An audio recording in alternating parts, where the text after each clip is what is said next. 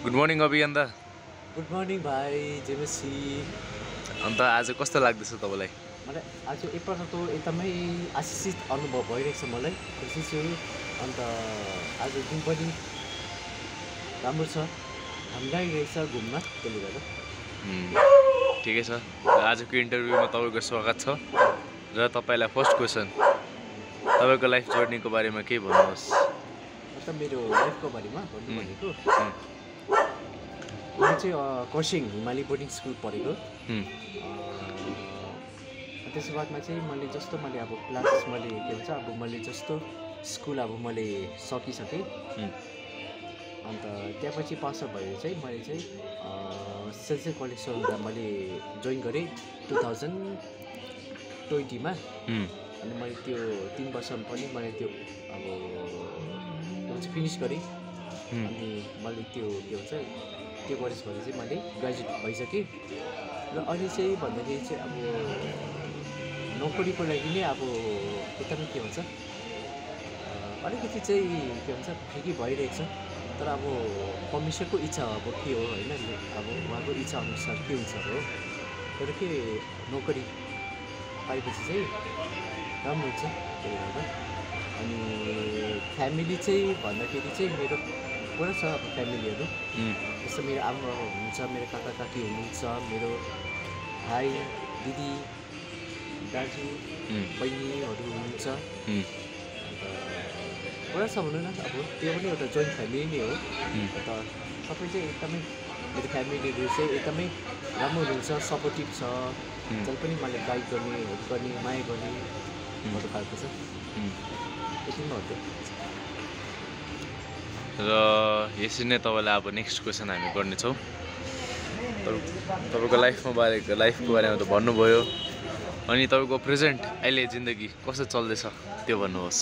मेरो अहिलेको लाइफ चाहिँ भन्दाखेरि चाहिँ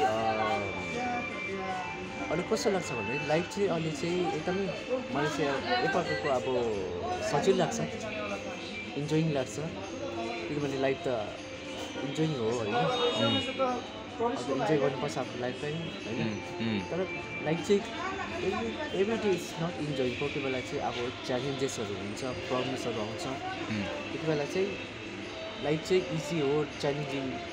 अब त्यति बेला चाहिँ लाइफ चाहिँ एउटा इजी हो भनेर सोच्नु भएन। त्यति बेला चाहिँ च्यालेन्जेसहरू प्रब्लम्सहरू फेस त गर्नु पऱ्यो। मलाई अहिले चाहिँ के लाग्छ भने चाहिँ अब त्यहाँ 2 साइड्स भन्छ नि। अब एउटा चाहिँ इजी एन्ड हार्ड।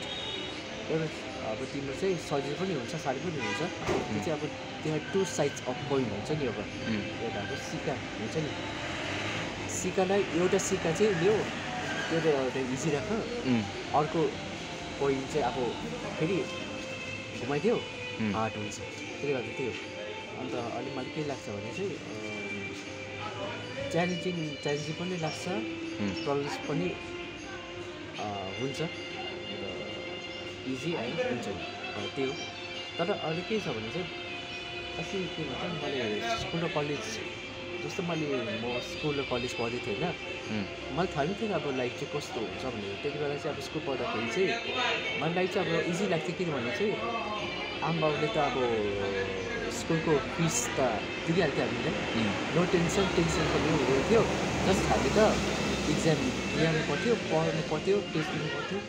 अन्त के भन्छ त्यो स्कुल लाइफमा चाहिँ अब म चाहिँ अब इनोसेन्ट गाई थिएँ भन्छु नि। अब लिडर्सहरू अब स्टुडेन्टहरू कस्तो हुन्छ, अब बिचारा केही पनि नजान्नेहरू हुन्छ नि। अन्त मैले एउटा नर्मल गाई नै थिएँ। अन्त जस्तो अघि मैले जस्तो के भन्छ पहिला के भन्छ 2023 हुँदाखेरि चाहिँ साथी केमा थियो जब म कलेज पढ्दै थिएँ। कलेजको साथीले भन्थ्यो मलाई,